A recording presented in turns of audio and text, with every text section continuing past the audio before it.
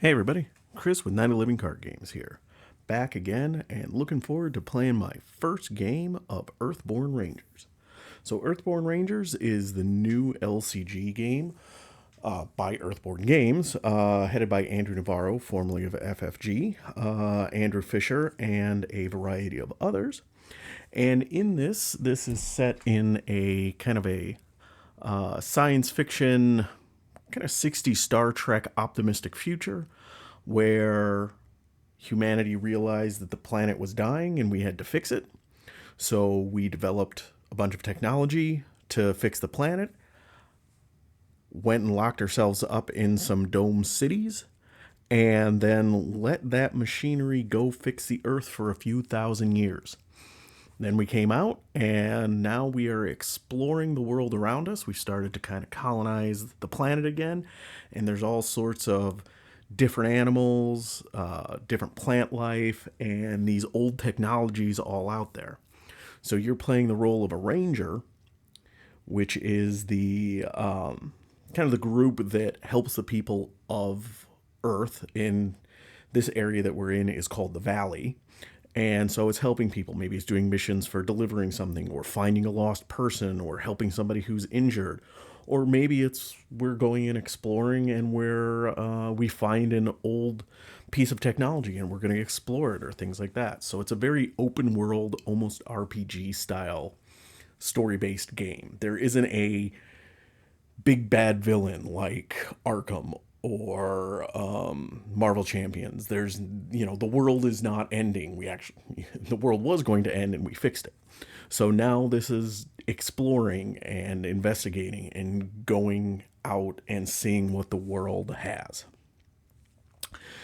So this just came in for me this week, so I'm really excited for it. So I am going to start.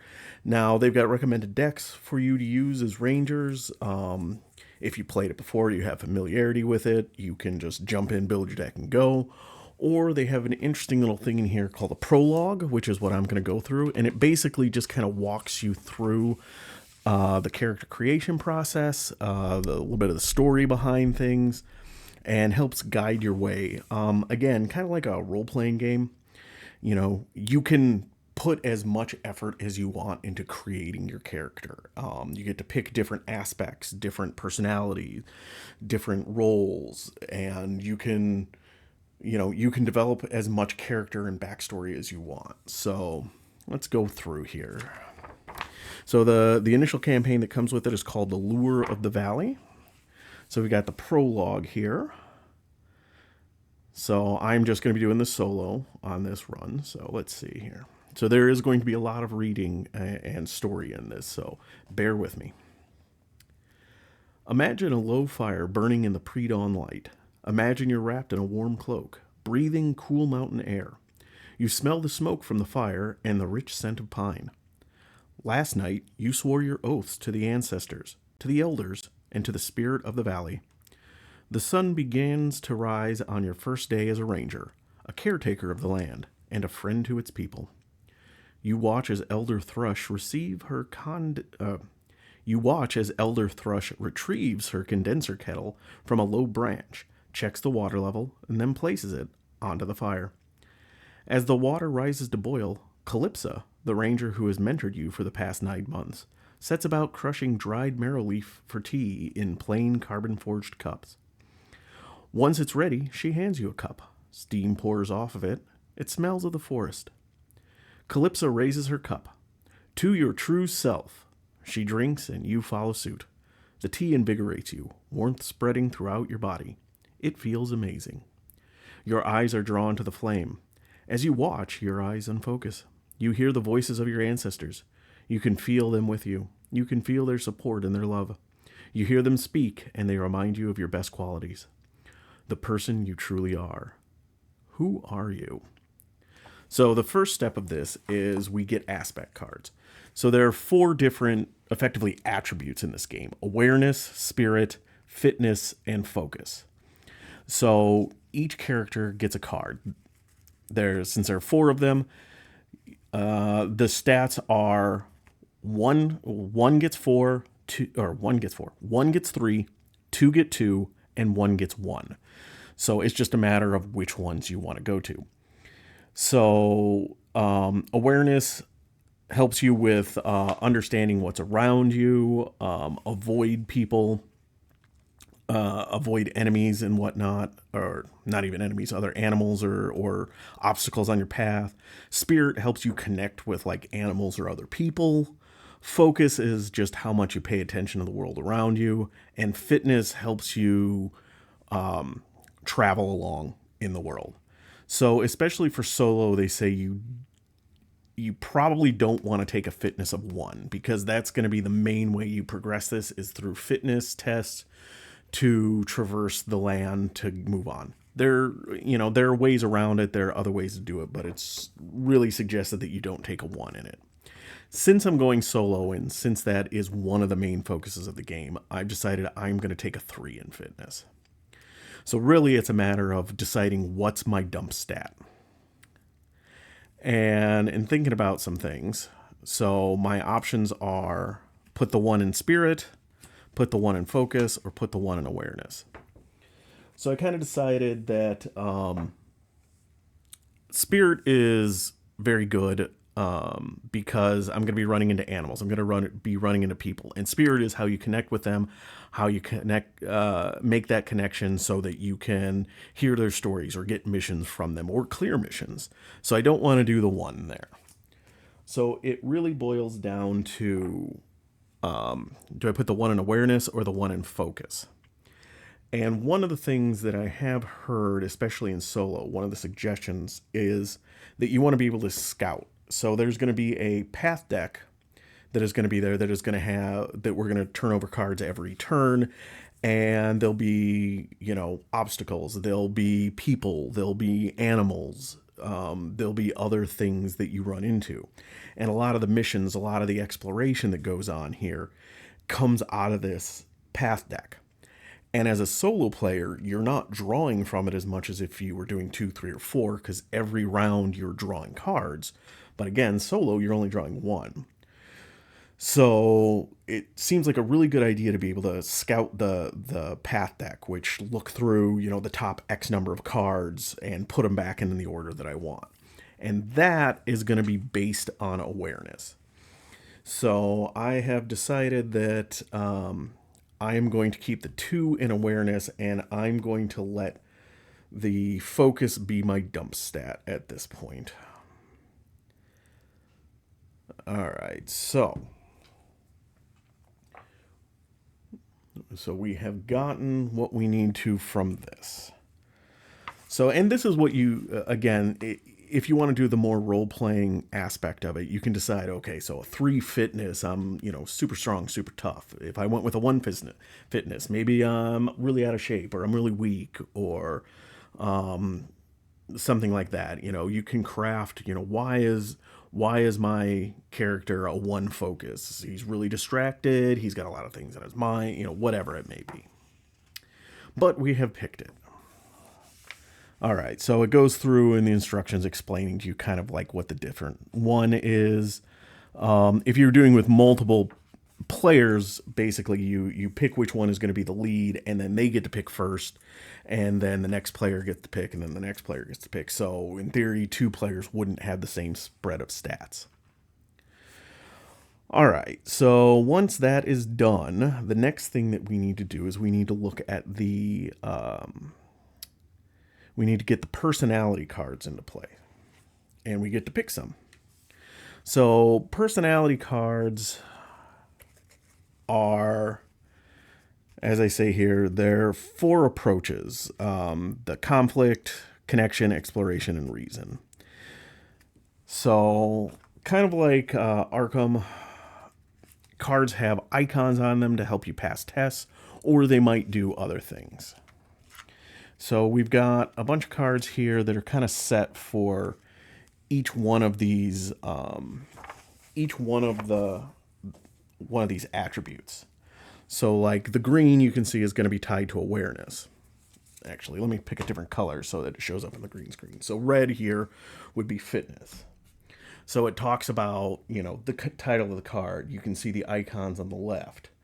Over here on the left, I'm not sure how well it picks it up. It says 1 fit or 1 fitness. There are some that say 2. That is the minimum that you need to have in a stat to take the card. So like for the focus cards, I won't be able to take something that says 2 focus there because I don't have good enough stats. And then this would tell you like what else is special about this card. So like this one, it's called Passionate. After you succeeded a test in which you committed this attribute, you may suffer 1 fatigue to add it back to your hand. So fatigue we'll have ranger decks here, and as something fatigues you, you just take the top card of your deck and put it in your fatigue stack for each point that you're fatigued. If you run out of ranger cards here, you have to end the day. You're too tired to carry on. And then you also discard them after you play them. Some things can actually move your fatigue into the discard. So getting stuff back into your hand is a good thing, but it does fatigue you. All right, so I got to look through here. So they're basically, you can have 2 of a card in your hand or in your deck. So the 4 options, we'll just start with fitness. The 4 options for fitness is passion, which we talked about, had the 1 heart icon. Balanced also is a 1 fit. It's got the 1, I forget the iconography. I am still trying to remember all of them. Let's see here. The heart stands for connection. This one stands for conflict, so balanced. After you succeed at a test in which you committed this attribute, you may suffer 1 fatigue to gain 1 energy of any type. So the energy, I'm going to have energy, and I'm going to use these tokens to indicate the energy. You get tokens for whatever the number is on the card. So then, if I use this card and I succeed at the test, I can give myself 1 energy of any kind that I want. It doesn't have to be red. It doesn't have to be the fitness. It doesn't have to be tied to the conflict. It can be in anything, and it can be over what my starting limit was for it.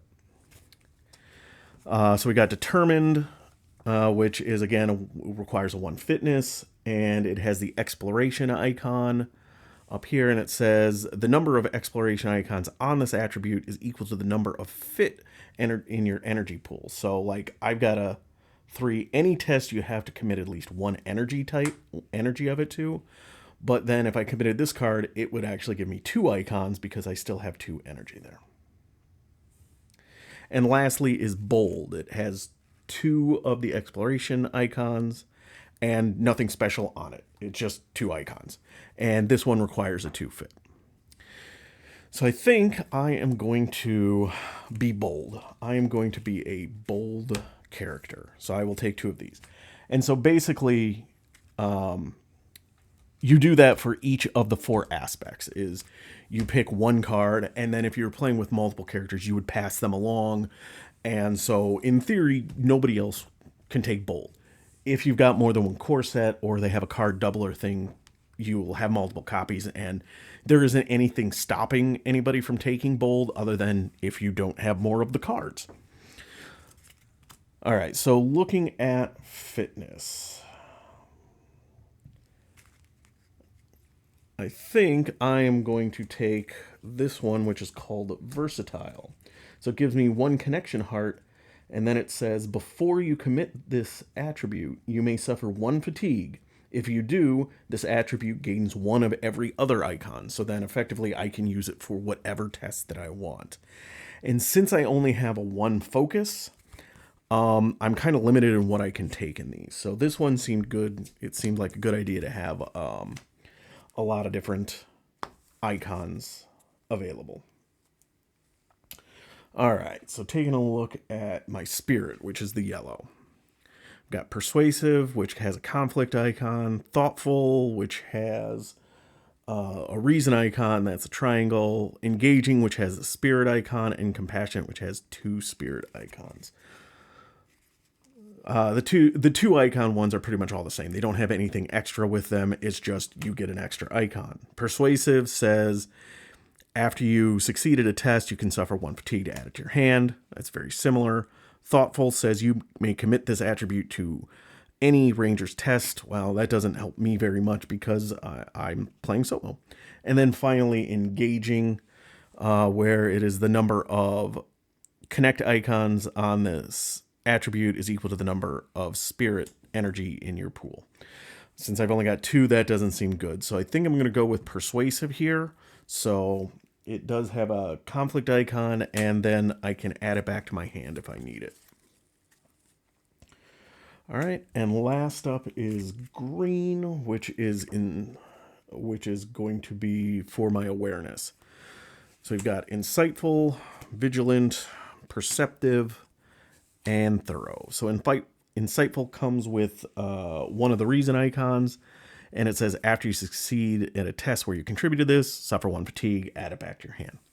Vigilant has a conflict icon, but it has conflict icons equal to your awareness energy pool. Perceptive has an exploration icon, and it says after you succeed at a test in which you committed this attribute, gain 1 awareness. And thorough is the double icon, and it is the conflict. So I don't think I need the conflict, so I'm going to not do thorough or vigilant. So it's really just between insightful and perceptive. And in this case, as nice as perceptive is, gain of free energy, I'm looking a little bit at what icons I have available to commit to things. So I think I'm going to take insightful instead. So effectively, I've got 1 double icon and then 2 of them, which is I can reuse at the cost of a fatigue, and 1 that is use a fatigue and you get 1 of every icon. So that seems pretty good. So my ranger is a bold, versatile, persuasive, and insightful ranger. All right. So right now we've got 8 cards in our deck. Typical deck is 30 cards, but I do know in the prologue it is treated a little differently. We start out a little differently. Okay. So we've got those. Once everybody gets theirs, you shuffle them face down. I'm going to do a little bit of shuffling up here. Let's see. Each player shuffles their personality cards and places them face down in front of them beside their aspect card. For now, this is my ranger deck. So this is this prologue not only helps you build your character, it shows you kind of how to play in baby steps. Let's get this out of the way. So I'm going to put this, since I've got the playmat, I'm going to put this in the appropriate slot. It says now put the tokens on your aspect card. Okay. So now we're going to start at an area. So it says find Ancestors Grove and put it in play. So Ancestors Grove is a location. It has a 4 per ranger threshold for putting progress on it. That's where the traversing, the fitness comes into play. Is you put progress on it, kind of like Lord of the Rings. You put progress on it. Once you get to it, you can choose to move on. You don't have to, but you can choose to. And then it's also got a challenge effect. If it comes out as a sun, which we'll get into, choose a card from your ranger, discard, place it on top of your fatigue deck. Okay, so we put it into play. So I'm going to put it over here for right now. I do need to do something else with that first, but we'll get the rest of the setup going. Then we get the woods path. So what'll happen is as you're traveling around, you're going to travel around different landscapes. And depending on the landscape and where you're going, that'll determine what your path deck is. And so for right now, for this kind of prologue demo, they say just use the woods deck, which is 12 cards here. You can see we've got some animals, we've got some obstacles, we've got some flora and fauna in here. I'm definitely going to have to be careful shuffling because they wanted to use more environmentally friendly processes for making this game. There's not like a plastic core in these cards, so these cards, I don't want to say they're flimsy, but they are a lot more flexible than typical game cards are. So I do need to remember that especially as I'm shuffling and stuff, that I don't do anything too hard and don't want to bend any of these cards. So, all right, so that's pretty good shuffling. So I'm going to put that over here in my path deck. And then how we take tests is we commit energy, we commit icons from our hand, and then we draw a challenge deck. Challenge deck will have, depending on the test, it'll have a number anywhere from -2 to +1. You add or subtract that from your results, and if you equal or exceed the threshold, you pass. It also will have some kind of icon at the bottom that will be a challenge effect. And again, so like this is yellow sun. Cards that have that trigger, there's a yellow sun, there's a red crest, and a blue mountain. So we're going to shuffle that up and put that out there. Okay. And then lastly for setup, you are exploring nature. Nature has weather. So there are weather cards that will impact the gameplay. So in this case, it says, since we're just starting out, they gave us the nice easy weather. This is called a perfect day. So you can see it comes out with 3 clouds.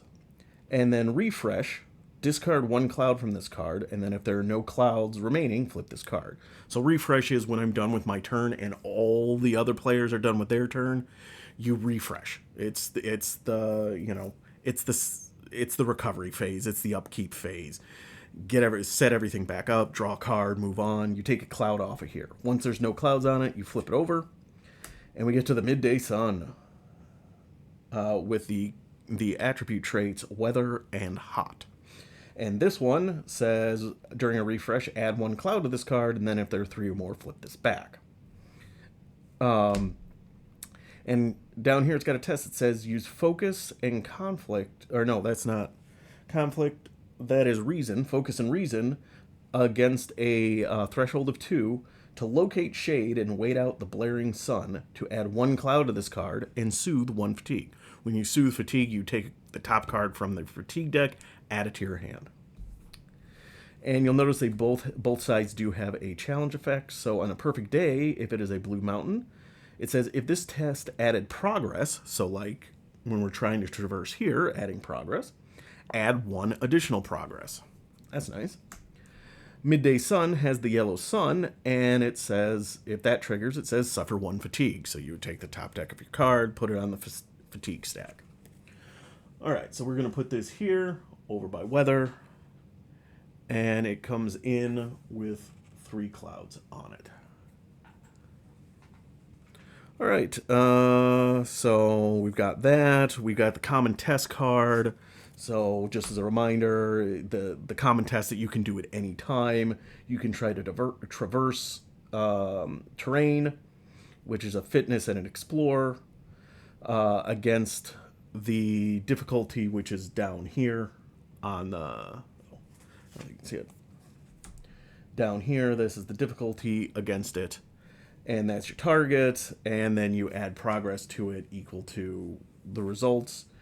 The spirit and connect is connecting with with life around you. So that might be an animal that comes out. Could be a predator, could be prey. Could be a person in the valley that comes out. You connect with them, you build up, and that's how you can clear a person or an animal and get them out of here, is by connecting with them. The focus and reason test to remember your training. So you make the test, and if it doesn't have a number next to it, it doesn't have an indication of what the test is, it's against a 1. And then you can scout ranger cards, so scout your deck equal to your effort, and then you draw 1 of them. So scout means you look at the top X, whatever number of cards. You can place any on the top or the bottom of your deck in any order, and then you draw a card. So you can look through the top few cards of your deck, decide, oh yeah, that one would be really good, make sure it's on top, and then draw it. And then lastly, you've got awareness plus conflict to avoid notice to exhaust 1 being. So animals and whatnot can fatigue you if you're trying to do something past them. So like you've got a within reach area, you've got an along the way area. Oh, let me get this out of the way here. So you've got this within reach area, you've got this along the way area, and this location up here. Like if I'm trying to interact with this card, anything that is here or here fatigues me. And let me take a look here. So like this is a predator, this is their presence. That's how much they fatigue you anytime it happens. So if I try to do something past the prowling wolfhound, because I'm trying to avoid him, because I'm watching myself, I suffer 2 fatigue.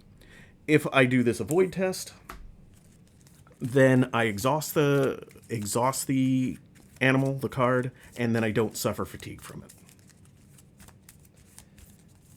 Okay, so those are the common tests. And then there's also, they're actually separate cards, but I put them in the same sleeve, is just the round structure telling you what to do. All right, so that's pretty much that for right now. All right, so we've got that. We draw. There's a slight mistake in the, not mistake, but omission in the Prologue campaign guide. This first one, they don't tell you to actually draw a hand, but the hand is 6. So I've got a Persuasive, which is a conflict icon, Insightful, which is my knowledge icon, Versatile, which is Spirit, or Connect, another Versatile, a Bold, and an Insightful. All right. So, got that. So that is my opening hand. And then I have to follow the arrival setup instructions on the back of the Ancestors' Grove. So every location has a back. It tells you information about it. As Ancestors, shows you the icon, gives you a little picture on the map, the larger valley map of where this is. It's got some, most of them will have a text entry up at the top to read, and then it says arrival setup. So let's read the campaign guide first. So 15.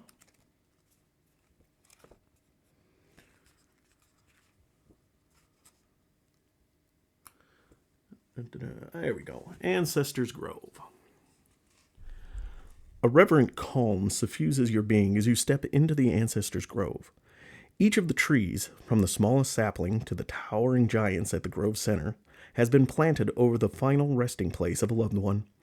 You move with care through the grove. You see several people, some keeping to themselves, some speaking softly, some bearing gifts, all here to commune with those who have passed. You pause and give thought to your ancestors. All right, so we read that. Arrival setup. Search the path deck for the next card with a presence of 3 and discard it. All right, so to search, basically, you just look at the top cards until you run into one. 1, 2, 1, 1, 3. Caustic Mulcher. And then once you're done with that, you shuffle up the deck. Like any card game, after you search a deck, you shuffle it. So Caustic Mulcher is, as you can see here, is a being and biomeld. It's got a 3 presence. It's got effectively 6, not quite hit points, like harm points, and 9 presence points. So it's got some tests on it. It's got some instructions. It's got a challenge effect if you draw a yellow sun or a red crest. But I don't have to worry about it because this is discarded. Good. I don't have to deal with a Caustic Mulcher as I'm starting out here without a full deck. All right, taking a look at the Ancestors' Grove. So that is the lead ranger, who obviously is me. And then the next ranger would search the path deck for the next prey and put it into play. For the instructions on here, once you run out of rangers, you stop doing the setup instructions. So I'm the lead ranger, so I did this. The next ranger, I don't have to do that myself because I already did my one item, my one setup item. Some of these might have like 3 or 4 entries on here. Again, if you're playing with 2 players and there are 3 entries, you ignore the 3rd one. So I don't have to put a prey into play. All right. So then let's see here. And I believe Your goal this round is to travel from Ancestors Grove to Boulderfield. If you are unable to do so, that's all right. The prologue will continue. And so that's where this common test traverse comes into play. I want to be able to get four. Progress on that to be able to move. So effectively now I get to do my turn, which I don't get to draw a card. It's basically I need to make tests. And so the question becomes, so I have to get 4 on there. What I'm going to do is I'm going to do this traverse test. So I am a fitness plus explore icon. So I'm going to use my bold, which has 2 icons. So I'm up to, and I'm going to commit all my energy. So 3. So all my fitness energy. So 3, 1, 2, 3, 4, 5. I'm going to commit versatile, and it says before you commit this attribute, you may suffer 1 fatigue. If you do, this attribute gains 1 of each other icon. So I'm going to do that. So I know that a -2 is the worst that is in there. So if I can get myself up to a 6, I am guaranteed that I am going to get 4 progress on here. I might get more than that, but... So that is 1, 2, 3, 4, 5. And because I suffered a fatigue, a 6-1 from here. Okay. So I am good with that. So now what I do is I come and I draw my challenge card. And I look for the appropriate test that I'm doing. I'm doing a red fitness. So as you can see, it's a -2. So again, 2, 5, 6, -2 is 4. So I get to do 4 progress on here. And one thing, or actually, yeah. So one thing that confused me for a while is when you put progress or connection or whatever on here, it's the total effort after you add up the icons you committed, the challenge card, not that minus the target number. So like I committed 6 -2, so I got a total of 4. I'm going up against a presence or a target number of 1. I don't say I succeeded by 3 and only put 3 here. Oh, let me move that out of the way. Sorry about that. I get to put whatever my resulting value was on it. So in this case, 6 -2 or 4. Right now, we check the challenge effects. So challenge effects always, go top down. And in this top one, we've got weather with location, and we would have missions over here to the right. I'll have to adjust my view because I don't have a good place for missions at the moment. But, and then once we move this area, then we go to the along the way section. Then we come over here to the within reach section. And anything within, like along the way or within reach, you can do in whatever order you want. So since it's the sun, nothing on this one. This one says, choose a card from your Ranger discard, place it on top of your fatigue deck. I don't have any cards in my discard, so there's nothing for me to do. Okay, and nothing in the along the way, nothing within reach. So bold and versatile go into my discard pile, and these just kind of go off to the side until I refresh. Now at this point, another ranger would go, and then another ranger, then another ranger, then another ranger. It doesn't have to go in any particular order if you're doing multiple players. The only thing is the same player can't do turns consecutively unless everybody else has rested. Rested is basically saying, I'm done with my turn. You can't do anything else for your turn. So if I was playing with two, I couldn't take a turn, and the other player can't go, yeah, can you get take care of this thing for me, and then I'll go. I can't then take a second turn to do that while they go. They have to do something before I can go again. Okay, so that is my turn. But since I'm only playing with one, in theory, I can do whatever I can do more now. So like, let's say, just for example, okay, there's no reason to traverse anymore. There's nothing for me to connect to. Let's say I want to remember, just for the heck of it. Actually, I'm not going to do that because I'm trying to think. I think discard isn't. So I'm just going to end it, and I'm going to say that I rest. Oh, shoot. I apologize. I forgot something. I got to rewind. Bad me. All right. We do not have any progress on here. I did forget one of the things when setup when you go here. So I did the setup instructions, which was take this caustic mulcher out. But then, let me shuffle this up. But then, at the start of a round, every ranger has to draw one path card first. So before I get to take my turn, I have to draw a path card. So I apologize. I am... So there's a TTS tutorial of this game, which is kind of the prologue and a little bit more. But I only played it a few times. I didn't want to spoil myself too much just to try to get the mechanics down. But it's also been a while, so it's going to be a learning experience, and the first few games are going to be probably a little slow. So, okay. So we got our setup. So we draw our path card, and it is a Sitka buck. So up here, it tells you what it is, if it's prey, if it's an animal, or whatever. Right under the little icon here, it's either got a down arrow, an arrow down, or an arrow up. Down arrows come within reach.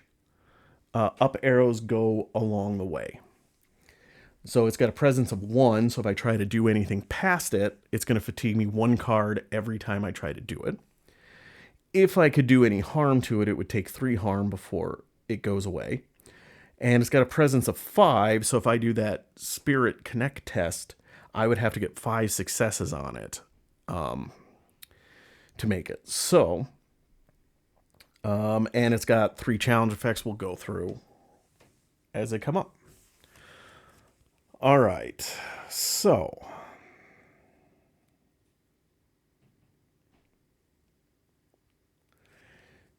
here's what we're going to try to do. We are going to, first, before I try to progress, I am going to use Persuasive and 2 Awareness. So Persuasive has a conflict icon and 2 Awareness. So Awareness plus conflict icons to avoid any being that I want. So my target is their presence value. So in this case, it's a 1. So I'm a 3 against 1. So now I draw my challenge card, and I look for the appropriate one, green, 0. Okay, so I get to exhaust this. And exhausted cards do not fatigue you. All right, let's do the blue challenge effect. So blue challenge effect here says if that I had... added progress to something, I get to add 1 more. I didn't add progress. No blue here. There is a blue here, but because this creature is now exhausted, I don't have to do it. Challenge effects on exhausted cards don't trigger. All right, so now we discard. And now it is my turn. Again, this would be where another ranger would go, and we'd go around and around and around. We don't draw more path cards until after we rest. So now, since I don't have to worry about fatigue, I am going to commit 3 energy. 1, 2, 3. Commit my bold. And then I'm going to commit 1 of my versatiles, which means I have to suffer 1 fatigue. And that puts me at 6. So I am 6 versus 1. And I draw a -1. So I pass. So -1, obviously I pass, and resulting is 5 effort. So let's put a 5 on there. And then we get a blue challenge icon effect. And now it says, if you added progress, add 1 more. Well, I did. So I get to do a 6. Yellow sun, nothing there. This is exhausted, so nothing there. So now these cards get discarded. And we're done. So now I could go take another turn which I don't want to. I'm going to say I'm done. So I am saying, so Ranger turn, you can either play a card. There are some cards, we don't have them yet in the character creation process, but there are things like gear or creatures that you can have. You can spend energy to get them out and they become your equipped gear. You can perform a test, which I've done a couple of times, or you can rest. So I'm going to rest. So now that I have rested, now I can choose, if I want to travel. If the location has progress equal to or exceeding its threshold, so its threshold was 4, there are 6 on it, so I am exceeding it. Remove all path cards from the play area. So Sitka Buck is a path card. Choose a new location and assemble the path deck for the new location. All right. So this is going to be a little different because of the prologue, but we're gonna keep going here. So basically, I've gotten enough. I can now move on to my next location. There are card types in here called obstacles. You can't travel while there's an obstacle ready. You would have to either get rid of the obstacle or avoid it and exhaust it to move on. Which, if you think about it, makes sense. It's an obstacle. All right, so let's see here.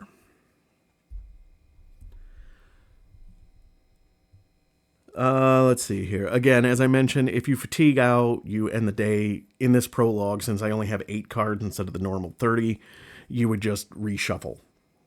Okay. Let's see. At the end of taking turns, stop. Don't move on to the refresh phase. Okay. So I guess technically that's still out. Oh no. I can travel, just refresh. So refresh is you bring all your energy tokens back and you draw a card.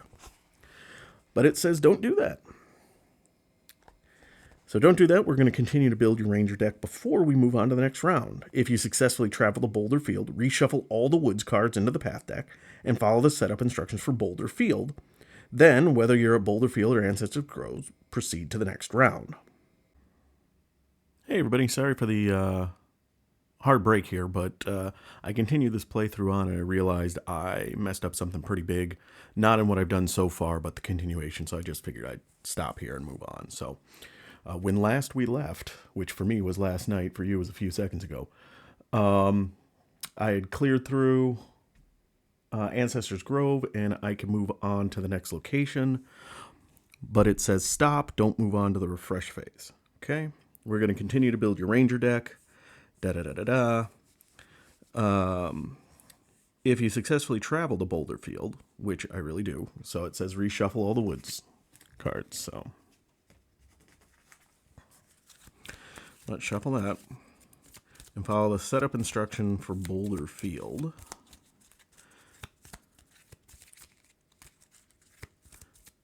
But I think before I do any of the setup stuff, I am going to continue on with the prologue character deck setup. The prologue instructions are good, but also very choppy, and if you don't read ahead in a few sections, and you just follow the step-by-step instructions, it kind of throws you off on things. So we'll do this the way I want to from now on. All right, so let's get some flavor in. As you walk beneath the shade of a long-limbed oak, you think back to your youth, living and playing in the villages and wild spaces of the valley. A light breeze cools your skin, and it conjures a memory of your apprenticeship. You had finished your first day's work, sweat cooling on your skin, overlooking the Silverfin, its water sparkling with the colors of sunset. You stood at a moment of promise. Now, as a newly sworn ranger, you stand at another, buoyed by the lessons learned in your youth. All right, so it says now that you have a sense of how you interact with the game, it's time to choose your background. So again, we're continuing on with our character building. So there are 4 different backgrounds you can choose in Earthborne Rangers, which represents what you did prior to becoming a ranger, and it has certain skills or equipment or events that are kind of tied into that background. So the 4 different backgrounds are Artisan, Forager, Shepherd, and Traveler. So each one of these backgrounds has 18 cards, which is 2 copies of each unique card. Again, you can have 2 copies of a card in your deck. So basically, the lead ranger picks 1, then you move to the next person, they pick 1, next ranger picks 1, etc., until everybody's done or all 4 have been taken. And then what we do is we take that set and we pick out 5 unique cards. So a total of 10 cards, both copies of each. We pick them out and add them to our deck. So in an effort to speed things up, I've already looked through things, and I've decided that my character is going to have been a shepherd in their previous life. So I have all the shepherd cards here. We'll take a look at them here. So we've got One Eye Open, which is a moment, which a moment is the event card for Earthborne Rangers. Cost me 0 awareness energy, and a response: when you rest, exhaust up to 1 being for each awareness in your energy pool. All right, and much like the personality card, there are minimum requirements on these. So you need to have, so there are cards for each of the different aspects. So we've got awareness, fitness, focus, and spirit. And so they'll have minimum requirements. So we've got a companion here, Riri the Sparrowhawk. Cost you 2 awareness energy to player. It's friendly, so it doesn't fatigue you. Persistent, so it stays with you as you travel. Unique, you can only have 1 out at a time. It's only got 1 health, so it's very fragile. You can exhaust Riri to add 1 harm to a being in the same area as this companion. And so when you play, Riri goes within the within reach area. And then you can take a test, awareness plus knowledge, to survey the way ahead. So you scout path cards equal to your effort, then draw 1. So again, scouting is whatever your effort is. You look at the top, whatever number of cards that is, and you can put them in any order on the top or bottom of the deck, and then you get to draw a card. So when you're looking for a specific person or a specific thing, that helps you filter the deck out. Oh, none of those are, I'm going to throw them all in the bottom. Or, oh, that's the card I want, I'm going to put it on top, and I get to draw it.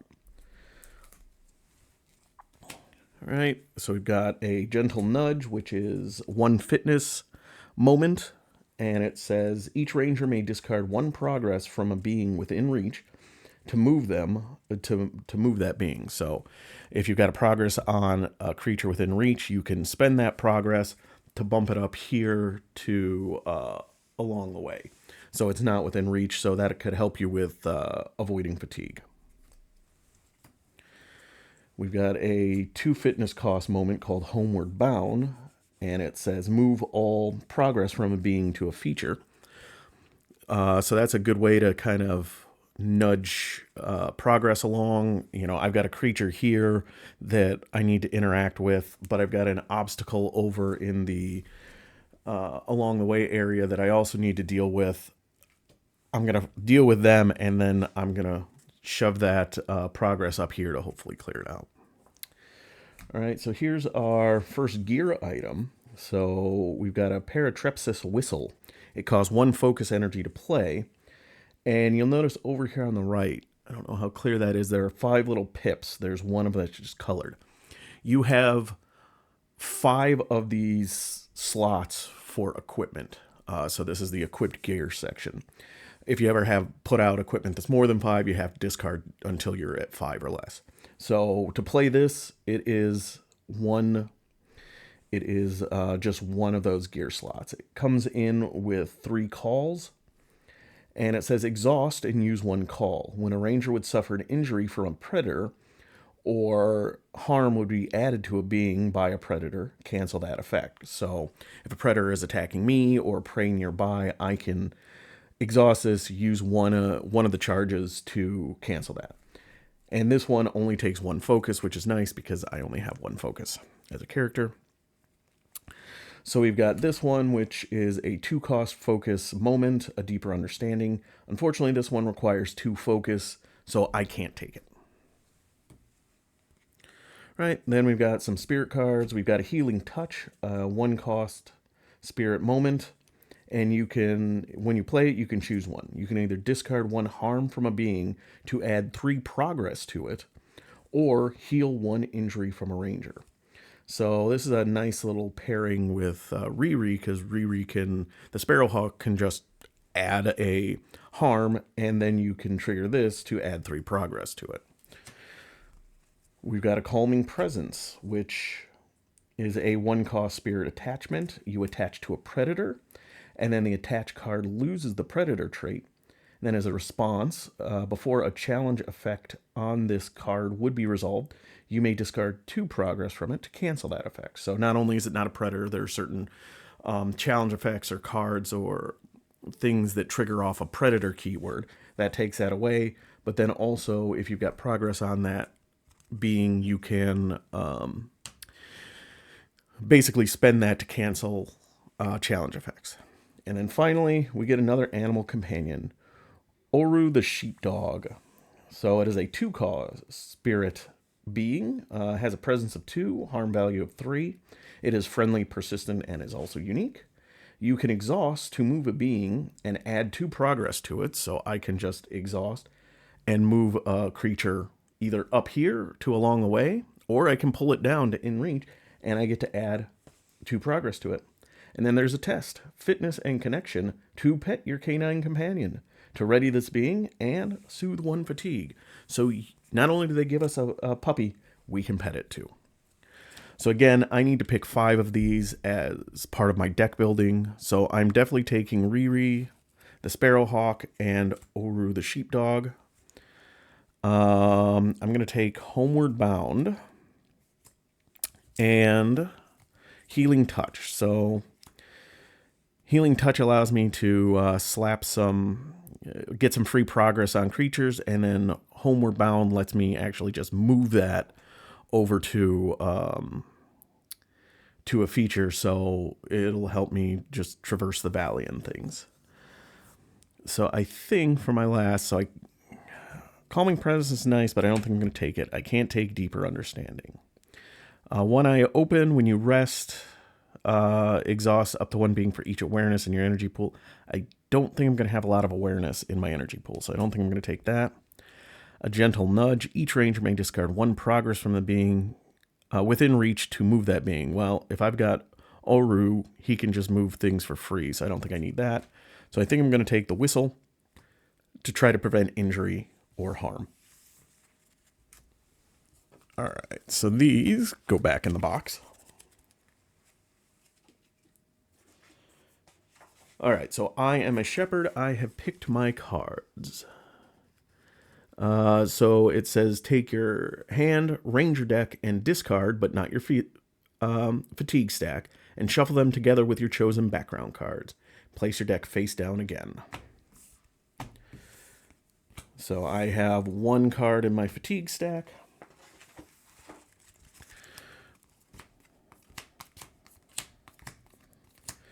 And shuffle these guys up here.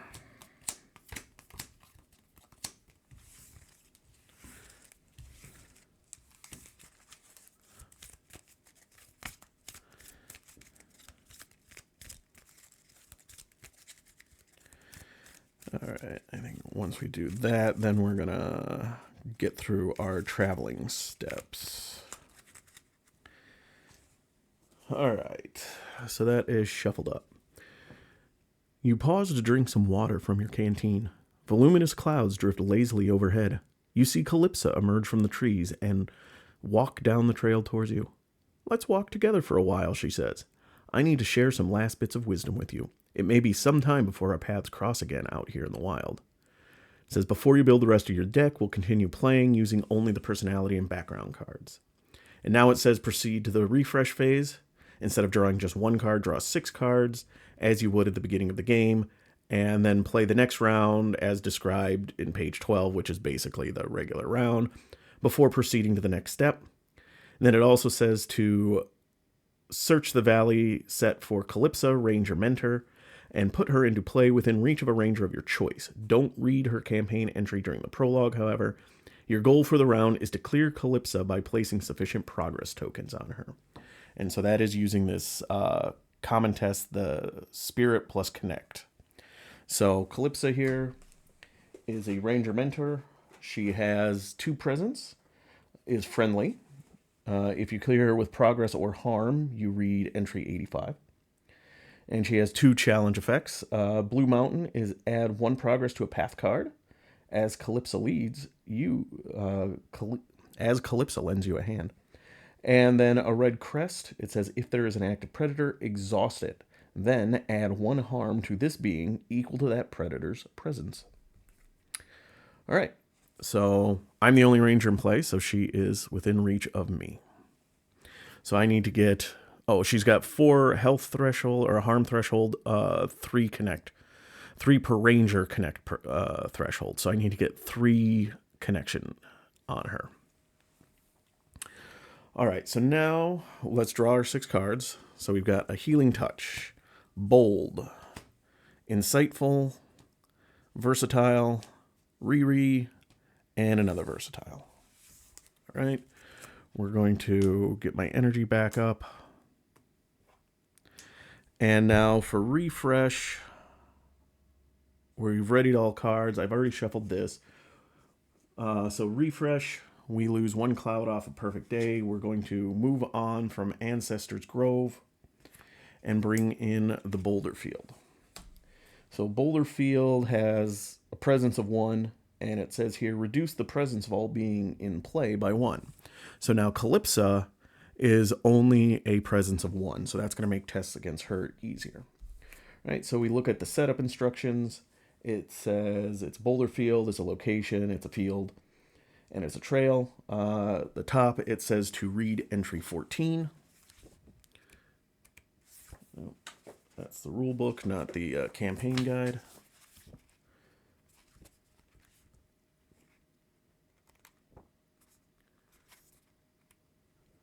All right, 14, Boulderfield. Long ago, a great mountain once stood here, but as the millenniums passed, it steadily split and crumbled. As the edges of the Boulderfield, the ground is littered with rocks the size of apples. As you head deeper in, however, the boulders grow larger until you find yourself weaving between what you imagine to be the bones of a lost mountain, pillars of rock that reach toward the sky. So if I remember the lore of this game, this valley area that we're exploring is basically around where the Rockies are. Obviously, things have changed in a few thousand years, but give you a sense of where you're at. Okay, so we've read that. Arrival setup. Lead Ranger. Draw 1 challenge card and do the following based on the challenge icon in the card. Okay, it is a red crest. It says scout 3 path cards, then draw 2 path cards. Okay, so it is look at the top 3 cards of the path deck. So that is a Sitka Buck, an Overgrown Thicket, and a Sunberry Bramble. And then I get to draw 2. Yep.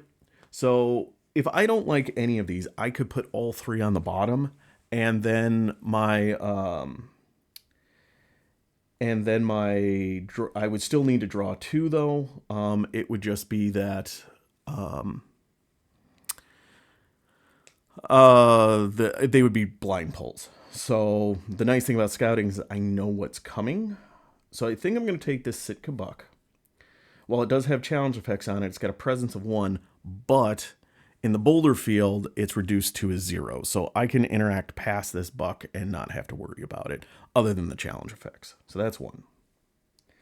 I think I'm going to take this Sunberry Bramble.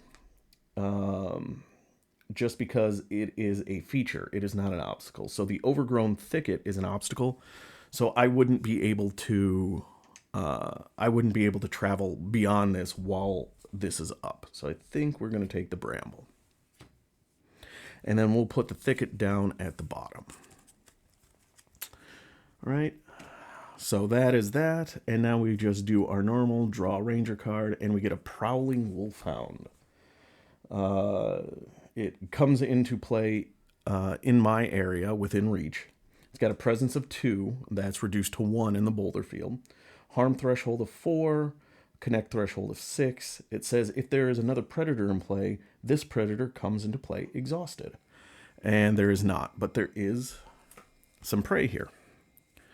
So, we got our hands full while coming into the Boulderfield here. Let's see here. I want to double check one thing real quick.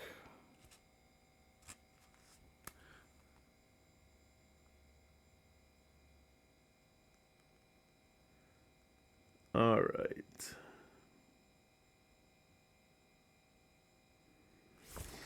All right, so the goal of this is actually just going to be dealing with trying to get Calypsa out. Now, if I interact with her, if I try to connect with her, that doesn't trigger fatigue from any of these because I'm not trying to interact past them. As long as they're on the same level, it's fine. All right, so Ranger's turn. So I think let's just try to knock her out of the way right now. Actually, no. Ooh.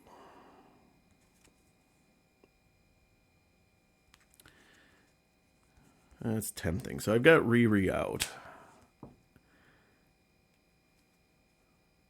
which would cost me 2 awareness to do that. But if I do that, then I'm not going to be able to avoid that thing. And I do kind of want to avoid it. So I think, let's see, ready if you have 3 more fatigue, which I don't.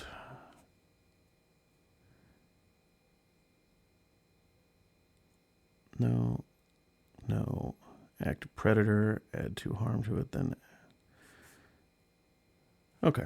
So yeah, so we're just gonna go. Let's try to do that right now. So we're gonna try to make our connect test. So we're gonna use 2 spirit. We're going to use a healing touch for the icon, the connect icon, and we'll use a versatile for the connect icon. I'm not going to use versatile's ability to suffer a fatigue to add all the other icons. So I'm coming in with a 4. I'm going against a 1 because of that. So let's see. So I draw my challenge card, and it is a -1. So my resulting effort is a 3. That beats the 1, so I get to add 3 progress to her. All right. She has enough progress to clear. So looking at the book, when you clear Calypsa, or before you move on to the refresh phase, regardless of whether or not you cleared Calypsa, read the following. And that was the last time I went swimming near a Lutrinol Holt. You and Calypsa share a laugh. She takes the hem of your cloak between her thumb and forefinger and nods solemnly. You are now a ranger of the valley, she says. You are charged with protecting its people and lending aid to any in need. But while you do, take care to look out for each other. Your fellow rangers will need you, and you will need them. She steps back and smiles. It's time to return to Lone Tree Station. I must go by a different route, but I will see you there. It says, return Calypsa, Ranger Mentor, to the Valley set. All right. Let's get her out of here. Now that you've had an opportunity to try out some cards from your background set, didn't really, but that's okay, it's time to choose your specialty. Your Ranger's specialty represents their recent past and their occupation to which they dedicated themselves prior to joining the Ranger. So there are 4 different specialty sets: Artificer, Conciliator, Explorer, and Shaper. So an Artificer deals with like gear and equipment and technology. Conciliator works with connecting with people and beings. Explorers, as it says, explores the valley, so is very good at like traversing and dealing with obstacles and things. And then lastly, the Shaper, which is kind of like their version of a magic user.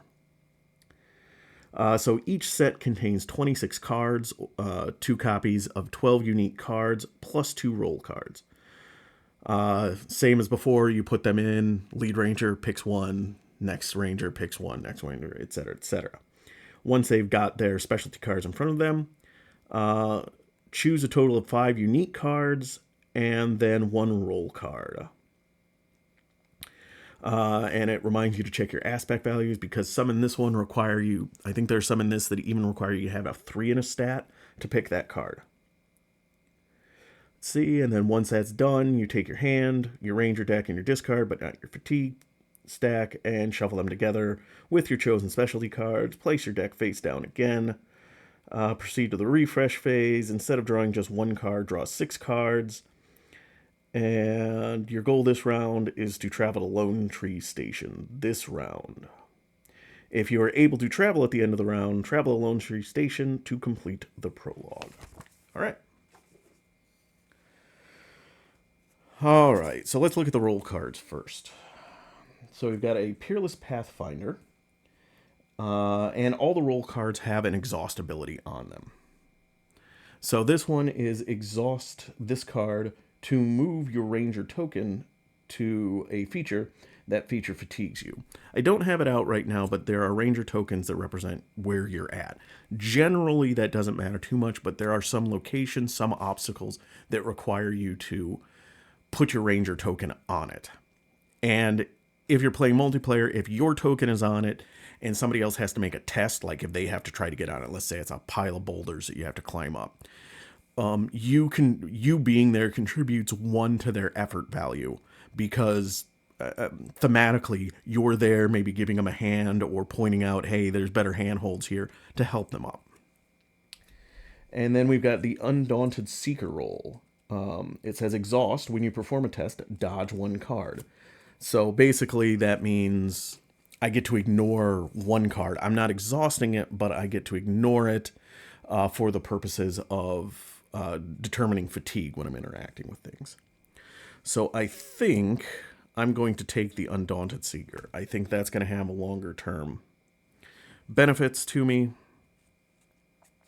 So I will take that and put the Peerless Pathfinder back in the box. All right, so taking a look at the Explorer background cards, let's look at the awareness ones first. We've got a Leap in the Breeze. Moment requires 1 awareness. When you traverse, you can dodge up to 3 cards. So again, you can kind of ignore stuff that is here within reach. That seems good.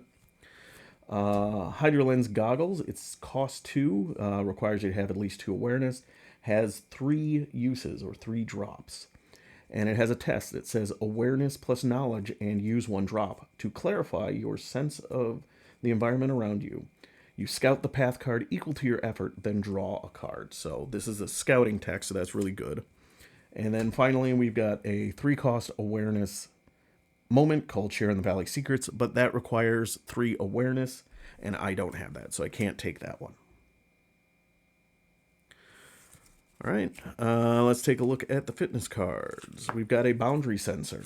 1-cost fitness gear. It takes 2 gear slots, and it comes in with 4 sensors. So you exhaust this and use a sensor, and when a ranger performs a traverse test, commit 1 effort. So basically, you get to buff your traverse test, and you get 4 of those. But you can only do it once per turn, because it exhausts. All right, that seems good. We've got a Orlin Hiking Staff. 2 fitness, so it requires a fitness of 2.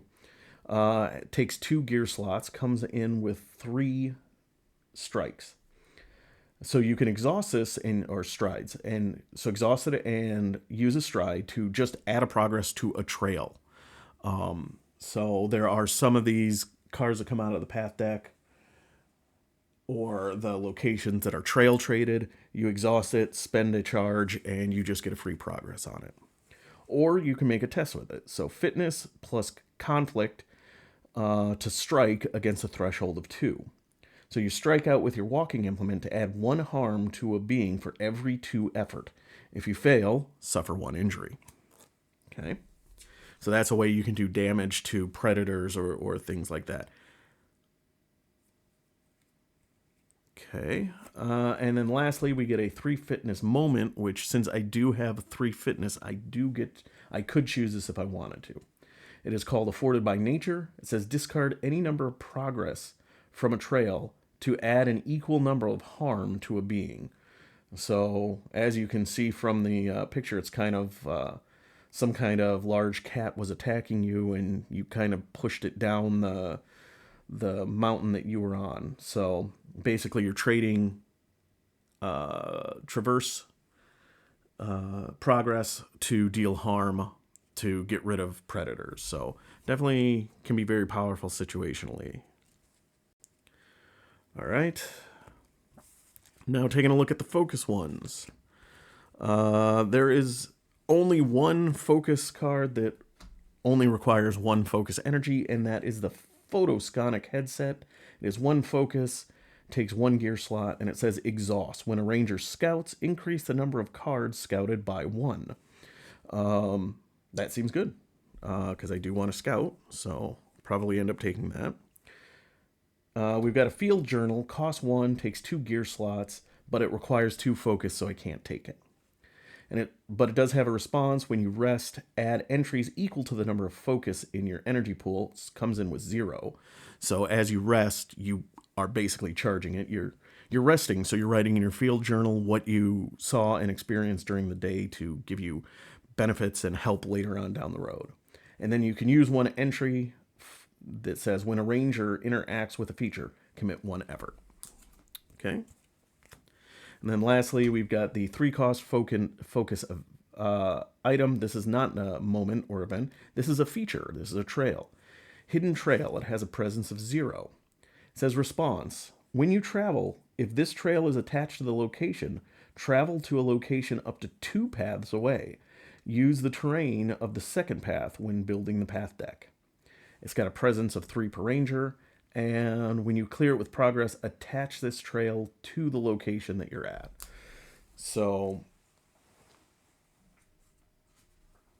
pull up the valley map here. So, like, technically right now we're at Boulderfield. So when we travel, we can only go one spot away. So, like, if we're traveling here, we started at Ancestors Grove, which is down over here. Then we traveled over to Boulderfield. Now we're trying to travel to Lone Tree Station. If we had this hidden trail, we could actually go Lone Tree Station and then Aatrox Mountain and effectively just kind of skip over one of the locations. Normally you can't skip locations. You can hop one at a time and then you have to go through that location. You can't say, oh, I don't need anything at Lone Tree Station. I just want to move on to the mountain. But it doesn't matter because I can't take it. All right, and finally the spirit cards. So we've got a 1-cost spirit moment called Walk With Me. Response after you succeeded a traverse test, add progress to a being equal to your effort. This is an addition to the standard effects. So when I'm traversing a location, I get progress on it, and then I also get to add that to a creature. So if I do a good enough traverse test, I might be able to clear out like a Woolhound or a Sitka Buck or something that's in my way. So that seems really good. So we got Breathe Into It, which is a 2-cost spirit moment. And it says, when you perform a test, discard any number of cards from your fatigue stack to commit 1 effort to that test for every 2 cards discarded this way. So again, fatigue, you can soothe, so you can get those back into your hand. When they're in the discard pile, they're done until you rest. Or until you camp for the night. So you're paying Peter to... you're robbing Peter to pay Paul. You're taking out of your fatigue stack, which you might be able to bring into your hand to give you buffs on your current test. All right, and the last one is a 3-cost spirit event. Again, this requires 3 spirits, so I couldn't take it if I wanted to. Another moment, cradled by the earth.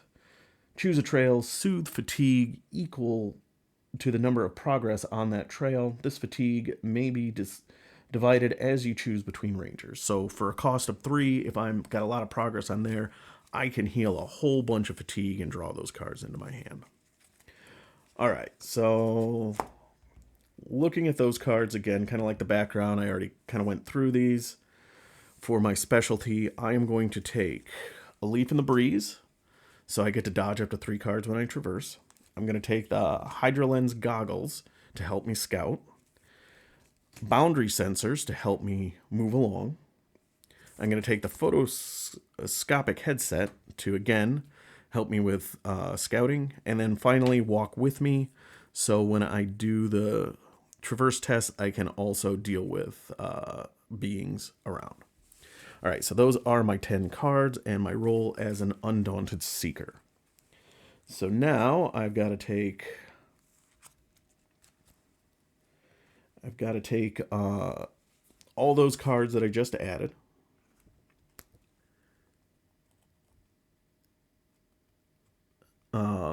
My hand and the discard, my deck and the discard pile, but again, not the fatigue stack. And then shuffle them up and then draw 6 cards. And our goal is to, in this round, is to get enough progress on Boulderfield to leave. All right, let's draw some cards. So now I have got a full Ranger deck. Other than I've got 1 card in my fatigue stack. So Ranger deck is 30 cards.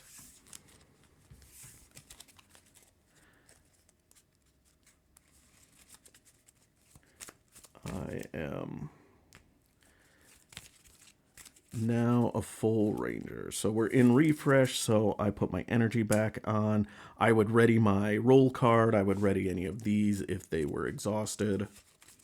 Now, normally I would just draw 1 card during the refresh phase, but as instructed, because we just shuffled up, I got to draw 6. So I've got Persuasive, Paratrepsis Whistle, Insightful, my Photosconic Headset, and A Leaf in the Breeze. All right. Oh, no, 6 cards. That's only 5. And so my last one is Healing Touch. All right, so now we go back to the top of the round, so we do have to draw another path card, and it is a Sitka Doe. So we've got a doe, a buck, and a wolfhound all in front of us. That is unfortunate, but we shall persevere. All right, so my turn, since, oh, and I do have to remove 1 off of this. So we're down to 1 cloud left. So I think what I'm going to do is I am just going to traverse this. So I'm going to use 3 fitness. And I'm going to commit my photoscopic headset to give myself another. So that puts me up to 4. And if I do that, I would take no fatigue because this is reduced to 0. No fatigue. And then 1 fatigue here, 1 fatigue here. So I would take 2 fatigue. I am going to spend 1 awareness to play Leaf in the Breeze. It's not going to show up too great in the green scheme because it's green. But its response when you traverse, dodge up to 3 cards. So I'm going to do that. So I'm going to dodge the Bramble and the Prowling Wolfhound, and we'll say the Sitka Buck. So I won't take any fatigue for this test by doing it. So I am coming in with a 1, 2, 3, 4, and I'm going against a 1. Drawing my challenge card. Fitness is a -1. So I have a final effort of 3. That is more than 1, so I succeed. So I get to put 3 progress on this. I don't take any fatigue because of a Leaf in the Breeze. And now I get a blue challenge effect. So blue challenge effect says here, because we still have clouds on the perfect day, if you added progress, add 1 additional progress. Boom. I got my 4 progress that I needed. All right, let's check here. So Sitka Doe. Okay, now I can do these in any order. So let me get these out of the way to make things easier. So Sitka Doe says, if there is an active predator, exhaust it, and then add harm to this being equal to that predator's presence. Okay. The Sitka Buck says if there is an active predator, exhaust it, then add 2 damage to it, 2 harm to it, then add harm to this being equal to that predator's presence. Nothing on Wolfhound. And then this one says if there's active prey, exhaust it, add progress to it, and harm to this feature, both equal to that prey's presence. Okay. So what I'm going to do is I'm going to trigger the Sunberry Bramble first. So if there's an active prey, and there is 2 active prey, so I get to choose which one, exhaust it. So I'm going to exhaust it, add progress to it, and harm to this feature, both equal to that prey's presence. Well, that presence is actually 0 right now, so I am neither adding harm nor progress to either of them. Okay, so I triggered that one. This one doesn't have anything. This one now doesn't trigger because it's exhausted. So now we trigger Sitka Buck. If there's an active predator, exhaust it. Okay, then add 2 harm to it. Okay, then add harm to this being equal to that predator's presence. So because we're in Boulderfield, his presence is reduced by 1, so that's only 1 damage. So basically, the Wolfhound came after the buck, or maybe the doe, and the buck was defending it. Buck attacked and defended itself, did 2 damage to the Wolfhound. Wolfhound still got it back. All right, so that is that turn. So now, again, next ranger would go. There isn't any, so I have my choice. I can either rest and just travel now and wrap up this, or I could keep playing. So I think I'm just gonna do that. I'm gonna rest. I don't have any injuries, nothing else out to fatigue me, and then I get to travel. If the location has progress equal to or exceeding the threshold. Threshold is 4 per ranger. There is 4 on it. Oh, haven't done the refresh yet. So if you do, move all path cards from the play area, choose a new location, and assemble the path for the new location. So these all go away. Because there was no obstacle in play while doing it, I can travel. If one of these, like if this bramble bush was it had the obstacle keyword on it, I wouldn't be able to travel. I wouldn't be able to travel because there's an obstacle in my way. All right, so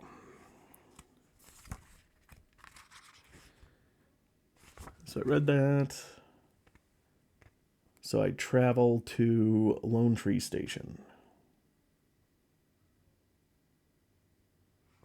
Okay, so let's complete the travel.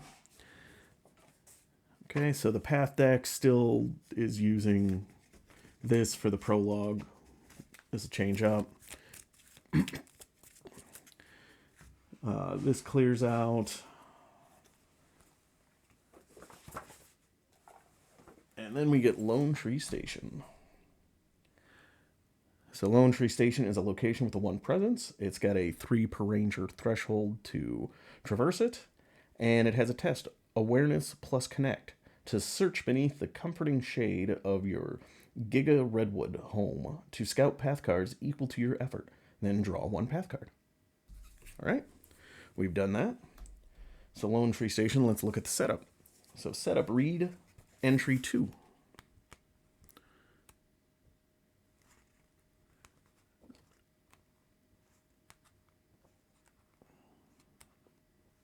All right, Lone Tree Station.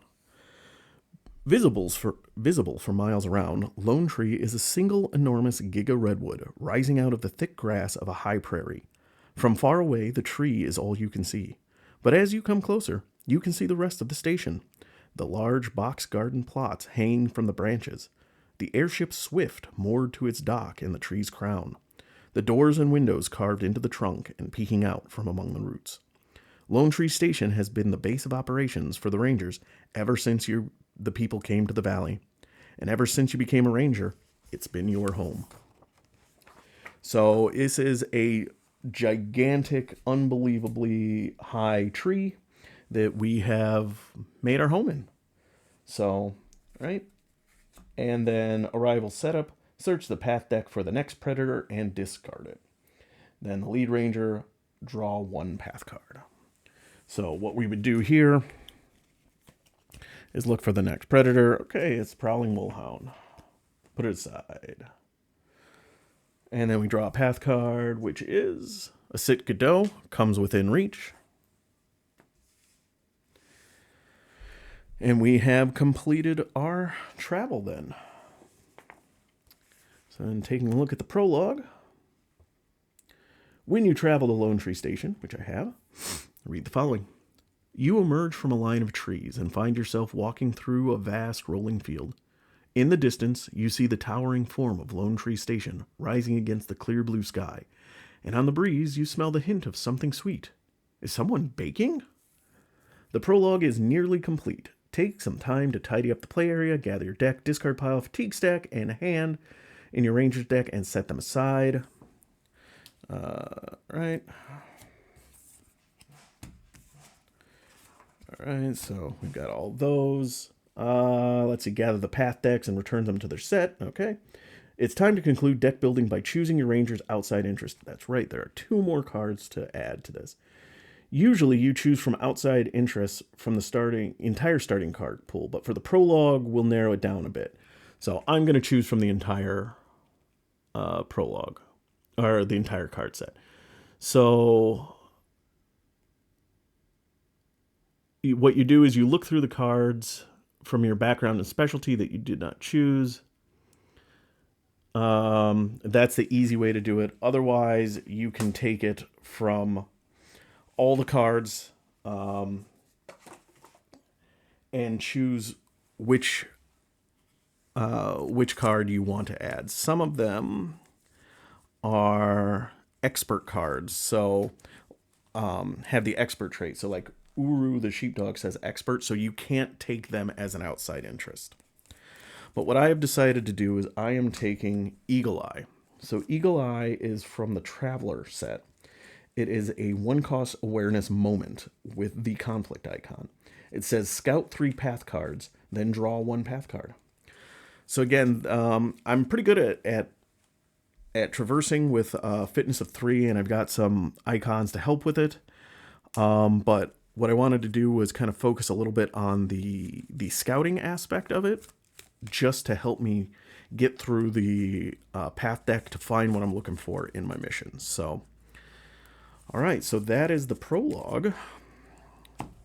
Let me double check here, but I think that is it.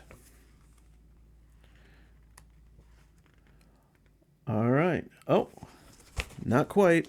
Now we're ready to begin. So it says here, now you're ready to begin the Lure of the Valley campaign. To begin, read entry 1, missions below. To start your campaign, perform the first 4 steps of setup on page 10 of the rulebook, and then return here. So let's take a look. Real quick, page 10 of the rulebook. Do the first 4. So set up the play areas. I've got that. Draw a starting hand. Oh, okay.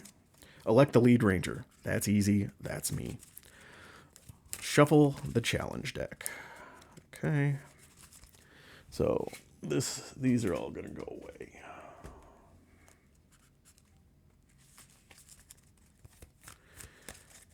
All right. So got that shuffled up. Let's draw my 6. I've got Persuasive, Healing Touch, Homeward Bound, my Hydra Lens Goggles, Eagle Eye, and Uru the Sheepdog. There is a mulligan in this, so if you don't like your starting hand, you can set aside any number of cards from your hand and then draw an equivalent number of new cards, then shuffle the set aside cards back in your Ranger deck. So what I'm going to do is I'm actually going to keep Hydra Lens Goggles, Eagle Eye, and Uru the Sheepdog. I'm going to mulligan those 3, so I get a Healing Touch, another one, Leaf in the Breeze, and my Photoscopic Headset. All right. I'm going to reshuffle my deck. So I'm going to have my sheepdog out. I'm going to get my headset, and then I can do some scouting of the deck with Eagle Eye and use my headset to buff that up a little bit. All right. So again, so that is step 2. Draw my starting hand. Step 3, elect the lead ranger. I elect me. And shuffle the challenge deck.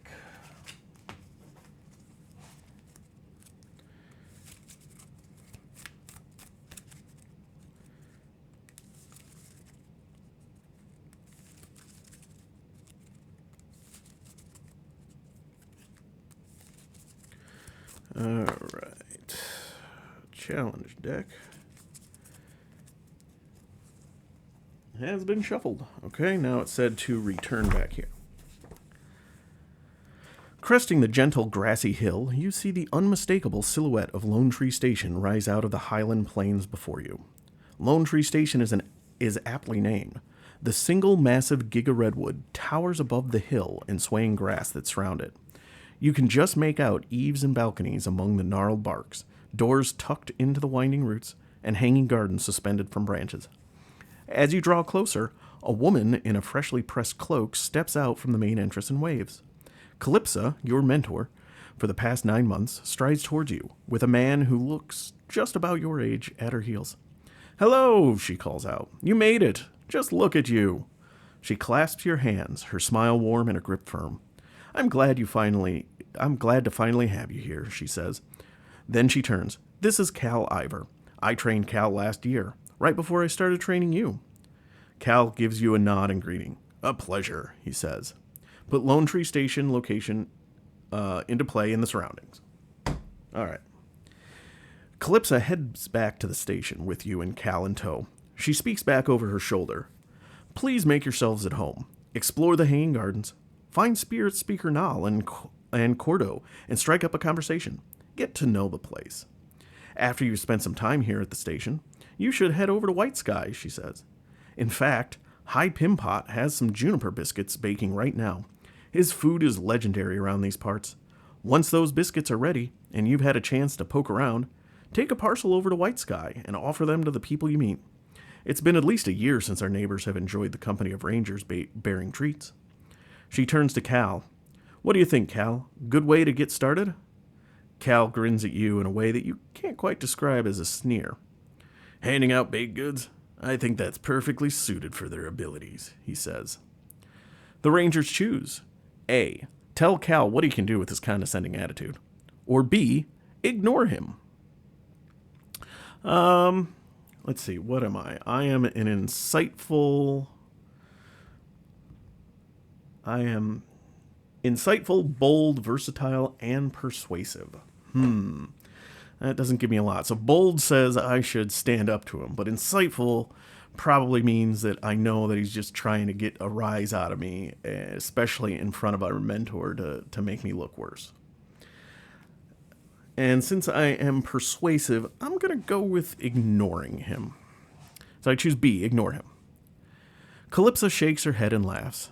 "Oh, Cal, you're not long past delivering biscuits yourself. It's tradition, after all. Right?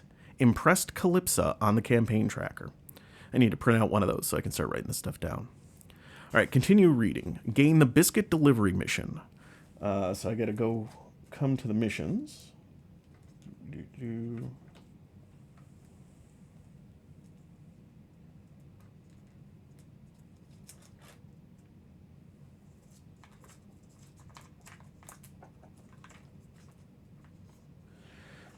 I got to find where I put all this stuff in the box, so bear with me, please. There we go. Biscuit mission. Biscuit delivery. Biscuit delivery. Here we go. So here's the biscuit delivery mission. Add it to the mission section of the campaign tracker and put its card into play in the surroundings. Check the campaign tracker for the weather of the current day, day 1, and put the corresponding weather card, a perfect day, into play. So every day is going to have different weather called out for it. Now you can change the weather to increase or decrease the difficulty, but we're going to start with the regular. So we've got a perfect day. We're going to reset that to 3. So real quick, taking a look at biscuit delivery. So it is a mission. Continuing a time-honored ranger tradition, Calypsa has tasked you with delivering biscuits to the people of White Sky at your first mission. Find High Pimpot at Lone Tree Station. He'll give you the biscuits and send you on your way. During this mission, use entry 91 instead of the normal entry for High Pimpop, Cordo, Nal, and Quizzy Voss. And then travel away from Lone Tree Station while High Pimpot is in play to read entry 1.01. And then it has a Yellow Sun challenge effect. If Quizzy Voss is not in the path discard, she is drawn by baked goods. Go search the Valley set for Quizzy and put her into play. Alright, so I'm going to put my mission up here. The mission, there's a section on the playmat down here for missions, but obviously my screen's kind of got that blocked up, so I won't do it. Alright, so did that. So Calypsa turns to you. Cal and I are headed out into the valley. We'll be on the Shadow Patrol. That is, we'll never be too far away from you for the next few weeks. You shouldn't need our help, of course, Cal says. I can tell by looking at you that you're more than capable. Farewell for now, Calypso says and starts down the eastern path, away from Lone Tree Station. Spirits guide you. Follow your instinct. She and Cal walk steadily out of sight. Explore Lone Tree Station to find High Pimpop. Retrieve the Juniper Biscuits and learn what to do next. So we create the path deck by shuffling the Woods and Lone Tree card sets into play and put them in the surroundings.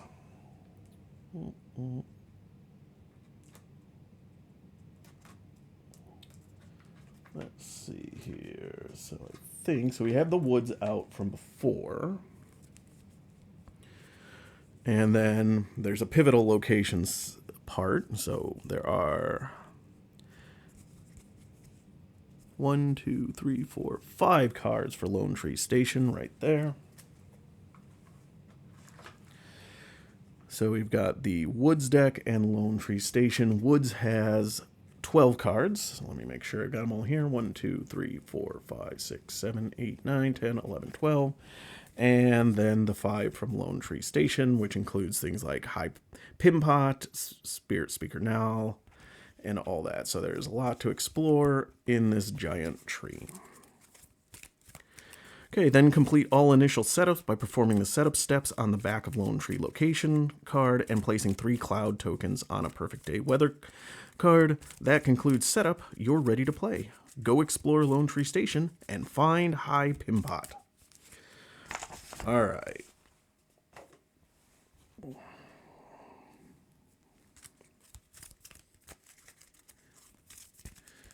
Okay, so let us look at the Lone Tree Station setup. I already read it.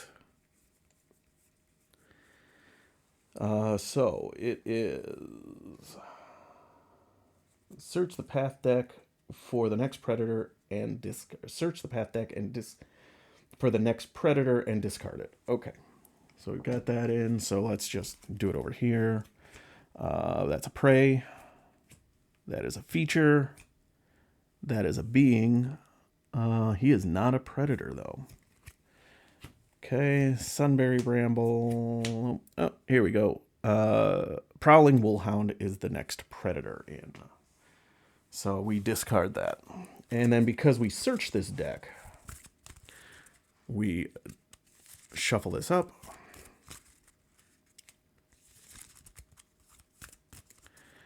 And the lead ranger draws 1 card. And that is a Sunberry Bramble. So it comes near us.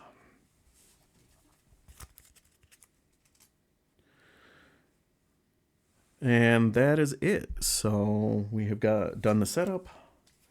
This has a threshold of 3 to get beyond, but I've got to go find High Pimpot out of this deck first. So I am all set up and ready to go for my first full day of rangering. So I am going to call it here, and then I'll start up another one soon with my adventures to go find High Pimpot, pick up some muffins, and deliver them over to our neighbors. So, hope you enjoyed it. I know this one was a little longer as I'm going through the initial setup and everything, but I do hope you enjoy it. I hope you stick with it. This seems like a really fun game. I'm looking forward to it. It's definitely got a different feel to it with the story aspect and the aspects of not having like a single big bad. You know, I'm not trying to stop an elder god from destroying reality. I'm not trying to defeat Thanos from snapping away half the universe or anything like that. It's smaller, it's exploring, it's helping people out. So I'm looking forward to giving this a try. So again, I hope you enjoyed it. Thank you for watching. Sorry for the little hiccup in the middle of the things, but I'm learning as I go too. So everybody have a great day, and I will have another video out there soon. Thanks, everybody.